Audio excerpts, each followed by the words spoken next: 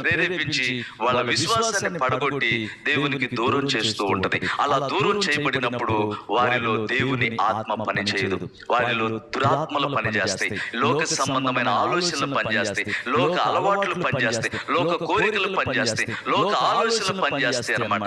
మనుషులు ఎదుట నేను అలా ఉండాలి, ఇలా ఉండాలి, ఇట్లా ఉండాలి, అట్లా ఉండాలి కాదు. దేవుని ఎదుట నేను ఎలా ఉన్నాను, ఆయనకి దాసురాలుగా దాసునిగా నేను ఉన్నానా లేదా, ఆయనకి నేను అప్పగించుకున్నానా లేదా, నేను ఆయన మాటకి లోబడ్డానా లేదా, ఆయన గద్దింపుగా అప్పగించుకుని ఆయనలాగా నేను జీవిస్తున్నానా లేదా, నా జీవితం యొక్క విధానం మార్పులోకి వచ్చిందా లేదన్నది మనం ఎప్పటికప్పుడు మనల్ని మనం పరీక్షించుకుంటూ, మనల్ని మనమే గద్దాయించుకుంటూ, మనల్ని మనమే శిక్షించుకుంటూ ఉండాలి. దేవునికి స్తోత్రం కలుగును గాక.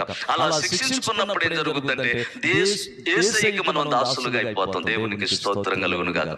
ఇప్పుడు ఎవరికి దాసులు అయిపోవాలి? దేవునికి దాసులై ఉండాలి. యేసయ్యకి దాసు